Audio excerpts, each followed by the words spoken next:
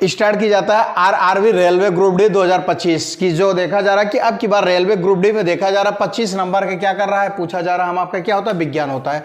अब देखा जाता है विज्ञान में मुख्यतः क्या हो जाते हैं, 3 पार्ट्स हो जाते हैं कि जैसे हम आप देखते हैं विज्ञान। हाँ, अब ये क्या होता है कि जैसे देखा जाता है जीव विज्ञान,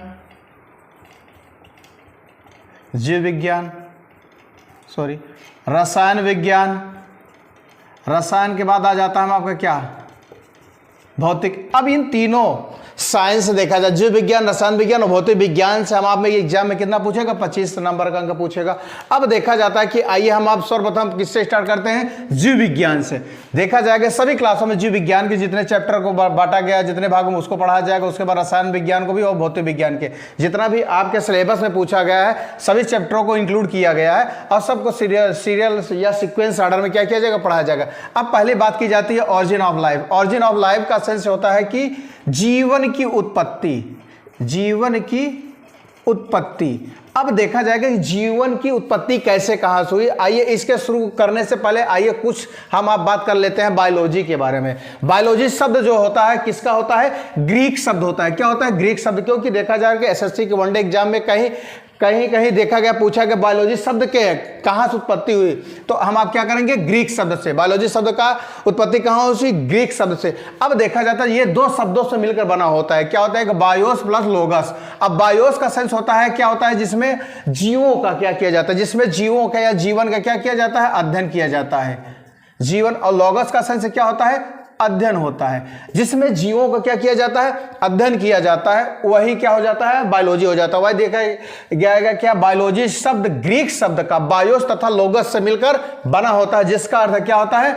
जीवन का विज्ञान, जिसमें जीवन के विज्ञान के बारे में बात की जा रही है। आइए हम दूसरी पॉइंट पर बात करते हैं, जीवन विज्ञान क्या होता है। जीवन विज्ञान जीवित जीवों का क्या किया जाता है, अध्ययन किया जाता है। किसका, जीवित जीवों का क्या किया जाता है, अध्ययन किया जाता है। जीवन विज्ञान में क्या होता है, जीवित जीवों का अध्ययन किया जाता है। जबकि जीवन विज्ञान में क्या होता है, व्यक्ति के जीवन का वैज्ञानिक अध्ययन किया जाता है।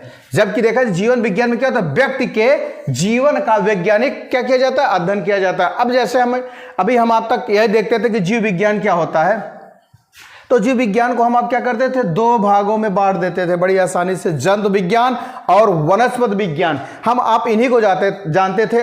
और देखा जा रहा है कि कई ऐसे एसएससी 2017 में और यूपीएससी के एक एग्जाम में साइंस के बारे में देखा गया, पूछा गया, तो जीव विज्ञान को 2 भागों में बांटा गया। उन दोनों का नाम इस तरीके से दिया था, फौना और फ्लोरा। फौना का सेंस होता है जंतु विज्ञान होता है, जो कि हम आप अधिकतर जीव विज्ञान को 2 भाग ही जानते हैं, जंतु विज्ञान और वनस्पति विज्ञान। और इनको इस नाम से भी क्या किया जाता है, जाना जाता है, फौना और फ्लोरा। अब फौना का सेंस क्या होता है, जंतु विज्ञान। अब जंतु विज्ञान के बारे में देखा जाता है, इनके जनक क्या है, अरस्तु है। इनके जनक क्या है, अरस्तु है। और जंतु विज्ञान को हम आप जंतु जगत के नाम से भी क्या करते हैं, जानते हैं। और देखा जाता है जो फ्लोरा होता है, फ्लोरा का हम अब क्या करते हैं, वनस्पति विज्ञान के नाम से जाना जानते हैं। और उसके बाद देखा जाता है कि जो जनक होते हैं इनके, जंतु विज्ञान के साथ साथ देखा जाए अरस्तु हो जाते हैं, और वनस्पति विज्ञान के जो जनक होते हैं वो क्या हो जाते हैं, थियोफेटस हो जाते हैं। और फ्लोरा को हम आप पादप जगत के नाम से भी क्या करते हैं, जानते हैं। आइए अब इसके बाद देखा जाता है कि इन पॉइंटों को अगर आप अपने कॉपी में अच्छी तरीके से नोट्स बना लीजिए, क्योंकि देखा जाएगा ये आरआरबी ही नहीं, आने वाले समय में जो भी वनडे एग्जाम हो गए, जहां भी साइंस का एक अहम रोल अदा किया जा रहा है, जहां भी साइंस के बारे में पूछा जाएगा, ये सब पॉइंट आपके लिए बहुत ही महत्वपूर्ण होते हैं। आइए नेक्स्ट, जैसे देखा जाता है कि विज्ञान की प्रमुख शाखाओं के पिता, विज्ञान के प्रमुख शाखाओं के पिता। अब देखा जा रहा है कि कोई भी एग्जाम होता है, अगर साइंस से क्वेश्चन कर रहा है तो इसमें देखा जाता है कि मैक्सिमम 30 से 35 जनक ऐसे होते हैं जहां से 1 या 2 क्वेश्चन कोई भी एग्जाम में क्या करता है, बन ही रहा है। अब देखा जाता है, आइए बात करते हैं विज्ञान की प्रमुख शाखाओं के पिता के बारे में। पहले देखा जाता है जीव या जंतु विज्ञान के जनक, जैसा कि हम आप जान ही रहे हैं, क्या होते हैं, अरस्तु होते हैं। क्या होते हैं, अरस्तु होते हैं। और देखा जा रहा है कि ये आरआरबी 2016 में ये क्या किया था, पूछा था। अब देखा जा रहा है कि भ्रूण विज्ञान के जनक क्या थे, अरस्तु ही थे। अब देखा जा रहा है कि अगले पॉइंट में देखा जाता है आर्थिक पारिस्थितिकी के पिता। अब जैसे देखिए हरित क्रांति की जगह अगर आर्थिक पारिस्थितिकी के पिता के बारे में पूछ लेगा तो हम आप क्या हो जाएंगे, कंफ्यूज हो जाएंगे। पर देखा जा रहा है कि आर्थिक पारिस्थितिकी के पिता या भारतीय हरित क्रांति के पिता, बात दोनों जो है एक ही है, जिनके जनक क्या है, डॉक्टर MS स्वामीनाथन, जिसे हम आप क्या कहते हैं, हरित क्रांति के जनक या पिता कहा जाता है। उन्हें आर्थिक पारिस्थितिकी के पिता भी कहा जाता है। अब उसके बाद आता है नेक्स्ट पॉइंट में क्या होता है, वर्गीकी या आधुनिक वनस्पति विज्ञान के पिता के बारे में बात की जाती है। कैरोलस लिनियस, ये क्या थे, वैज्ञानिक थे जो वर्गीकी, आधुनिक या वनस्पति विज्ञान के पिता कहा जाता है इन्हें। अब देखा जाता है वर्गीकी का संशय क्या होता है कि कैसे जीव जंतुओं को वर्गीकृत किया गया है, उसके बारे में बताने वाले वैज्ञानिक कौन थे, कैरोलस लिनियस थे। अब बात की जाती है वनस्पति विज्ञान के बारे में, जैसा कि हम आप इसके पहले भी डिफाइन किए थे, थियोफेटस।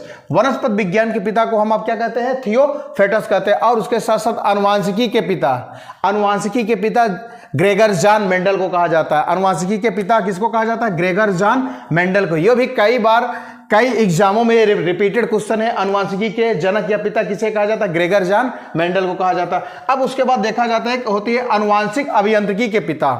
अनुवांशिक अभियांत्रिकी के पिता मतलब जेनेटिकल इंजीनियरिंग जिसे इंग्लिश में कहा जाता है, इनके जनक कौन है, पाल वर्ग हैं। क्या है, पाल वर्ग। अनुवांशिक अभियांत्रिकी और आधुनिक अनुवांशिकी में अंतर समझिएगा। देखिए अगर बात की जाती है आधुनिक अनुवांशिकी के पिता के तो विलियम बेटसन है, और अनुवांशिक अभियांत्रिकी के पिता की बात की जाती है तो क्या हो जाते हैं, पाल वर्ग हो जाते हैं। अब बात की जाती है चिकित्सा विज्ञान के जनक, चिकित्सा विज्ञान के पिता किसे कहा जाता है, हिप्पोक्रेटस को कहा जाता है। चिकित्सा विज्ञान के पिता किसे, हिप्पोक्रेटस को कहा जाता है। और देखा जाता है शल्य क्रिया, जो ऑपरेशन क्रिया मतलब देखा जाता है ऑपरेशंस।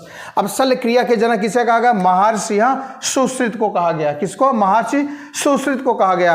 अब बात आती है नेक्स्ट पॉइंट क्या होता है, हम आपका आयुर्वेद के जनक। आयुर्वेद के जनक क्या है, महर्षि चारक हैं। आयुर्वेद के जनक कौन है, महर्षि चारक है। अब उसके बाद की जाती है प्रतिरक्षाकरण या टीकाकरण, जिनके बारे में हम आप पहले से ही कक्षा 9, 10, 11, 12 में पढ़ चुके हैं कि टीकाकरण क्या होता है, टीका की खोज किसने किया। तो हम आप क्या करेंगे, प्रतिरक्षीकरण या टीकाकरण के जनक कौन है, एडवर्ड जेनर है। एडवर्ड जेनर जो क्या किए थे, सर्वप्रथम इन्होंने क्या किया था, वैक्सीन बनाने का कार्य किया था। कौन थे, एडवर्ड जेनर थे। और रक्त समूह के बारे में बात की जाती है तो कौन है, कार्ल लैंडस्टीनर। जैसे रक्त समूह देखा जाता है कि हम आपके क्या होता है, 4 होते हैं रक्त समूह, AB ये हम आपके क्या हो जाते हैं, 4 हम आपका क्या हो जाता है, रक्त समूह हो जाता है। ए वर्ग, बी वर्ग, O वर्ग और AB हो जाता है। और इसमें से देखा जाता है क्या होता है कि कभी कभी पूछ लेता है सर्वदाता क्या होता है, सर्वग्राही क्या होता है। ओ हमारा क्या हो जाता है, सर्वदाता हो जाता है, और AB क्या हो जाता है, सर्वग्राही हो जाता है। ठीक, और ये बात की जाती है नेक्स्ट पॉइंट में क्या होता है, विकिरण विज्ञान या एक्स किरण के पिता कौन है, तो विलियम रोनटंजन है। कौन, विलियम रोनटंजन है। अब देखा जाए ये थे कुछ विज्ञान की कुछ प्रमुख शाखाओं के पिता। आइए फिर देखिए आधुनिक जीवाणु विज्ञान के पिता क्या होते हैं। आधुनिक जीवाणु विज्ञान के पिता क्या हो जाते हैं, रॉबर्ट कोच हो जाता है। देखा जाए ये SSC 2019 के एग्जाम में क्या किया गया था, पूछा गया था।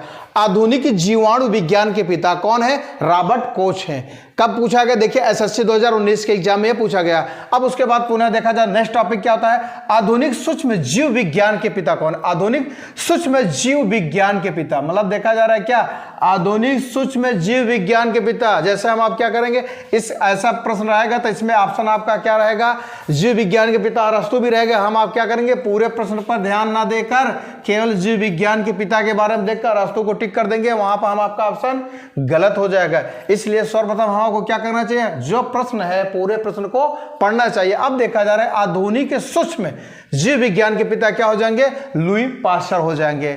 अब देखा जाता है नेक्स्ट टॉपिक क्या है, भारतीय पारिस्थितिकी के पिता। भारतीय पारिस्थितिकी के पिता कौन है, रामदेव मिश्र जी हैं, जो कि देखा जा रहा है UPPCS 2010 में ये प्रश्न बन चुके हैं। अब देखा जा रहा है कि जब रेलवे ग्रुप डी का जो एग्जाम होंगे, देखा जाएगा कि 10 से 20 साल के जो भी UPPCS या SSC या UP पुलिस में जो विज्ञान के कुछ महत्वपूर्ण प्रश्नों को क्या किया जाएगा, वहीं से संग्रह किया जाएगा। अब ये सब क्वेश्चन आने की बहुत ही संभावना हो सकती है। जैसे देखा जाए भारतीय पारिस्थितिकी, आधुनिक सूक्ष्मजीव विज्ञान। अब देखा जा रहा है कि नेक्स्ट टॉपिक क्या है, पादप जीवाश्म विज्ञान के पिता क्या है, अल्बर्ट सेवार्ड है। क्या, जीवाश्म, कौन से प्लांट के जीवाश्म विज्ञान के पिता कौन है, अल्बर्ट से अवार्ड है। अब देखा जाए कोशिका विज्ञान के पिता के बारे में हम आप जान ही रहे हैं, क्या होते हैं, रॉबर्ट हुक। कोशिका, क्योंकि रॉबर्ट हुक ने क्या किया था, कोशिका की खोज किया था। अब कहा जाता है कि रॉबर्ट हुक ने क्या किया था, 1665 ईस्वी में क्या किया था, कोशिका की खोज किया था। और इन्होंने कोशिका, कौन सी इनकी कोशिका थी, मृत कोशिका के बारे में बताने वाले सर्वप्रथम अगर कोई वैज्ञानिक थे तो कौन थे, रॉबर्ट हुक थे। अब इसके बाद 1674 ईस्वी में एंटोनी ल्यूवेनहॉक ने क्या किया था, जीवित कोशिका के बारे में पूछा था। अगर पूछेगा कहीं भी ऑप्शन अगर दे दे जीवित कोशिका के बारे में, जीवित कोशिका का अगर नाम अगर कहीं जिक्र लेता है तो क्या करना चाहिए हम आपको, एंटोनी लुवेनहॉक। एंटोनी लुवेनहॉक ने क्या किया था, 1674 ईस्वी में क्या किया था, जीवित कोशिका के बारे में खोज की थी। यहां पर पूछा क्या, कोशिका विज्ञान के पिता कौन है, तो हम आप क्या बताएंगे, रॉबर्ट हुक बताएंगे। अब उसके बाद नेक्स्ट टॉपिक क्या है हम आपकी, आधुनिक कोशिका विज्ञान के पिता कौन है। आधुनिक कोशिका विज्ञान के पिता के बारे में दे देगा तो हम आप कंफ्यूज फिर हो जाएंगे। अगर आधुनिक न देख के कोशिका विज्ञान के पिता के बारे में देंगे तो हम आप तुरंत क्या करेंगे, रॉबर्ट हुक को ही लगा देंगे। पर हम आपको पूरा प्रश्न को पढ़ना पड़ेगा, देखा जाएगा आगे की ओर क्या लिखा हुआ है। आधुनिक है तो आधुनिक का क्या हो जाएगा, कार्ल पी स्वॉनसन हो जाएंगे। ये क्या है, कार्ल पी स्वॉनसन है। ये क्या है, वैज्ञानिक है किसके, आधुनिक कोशिका विज्ञान के क्या है, पिता है। अब देखा जा रहा है क्या है, नेक्स्ट टॉपिक क्या है, जीन चिकित्सा के पिता के बारे में अगर बात की जाती है तो विलियम फ्रेंच है। क्या है, विलियम फ्रेंच, ये जीन चिकित्सा के क्या है, पिता है। अब देखा जाता है नेक्स्ट टॉपिक क्या हम आपकी होती है, आधुनिक भ्रूण विज्ञान के पिता। आधुनिक भ्रूण विज्ञान के पिता क्या है, कार्ल अर्नेस्ट वान बेयर। ये क्या है, एक वैज्ञानिक है। उन्होंने क्या किया था, आधुनिक भ्रूण विज्ञान के क्या किया थे, मतलब बारे में बताने का कार्य किया था। कौन, कार्ल अर्नेस्ट वान बेयर ने। अब देखा जा रहा नेक्स्ट टॉपिक क्या है, भारतीय भ्रूण विज्ञान के पिता। क्या है, भारतीय भ्रूण विज्ञान के पिता कौन थे, पंचानन माहेश्वरी, जो कि देखा जा रहा है एनडीए 2019 के एग्जाम में क्या किया गया था, ये पूछा गया। कौन है, भारतीय भ्रूण विज्ञान के पिता पंचानन माहेश्वरी हैं। अब देखा जा रहा है कि जितने भी अभी देखा गया मैक्सिमम 25 शाखा और उनके जनकों के बारे में बात की गई है। अब ये 25 शाखा जो हमने भी बताया है, अब 25 में से कोई ना कोई एक या दो नंबर का तो फिक्स है, ये पूछा जा रहा है।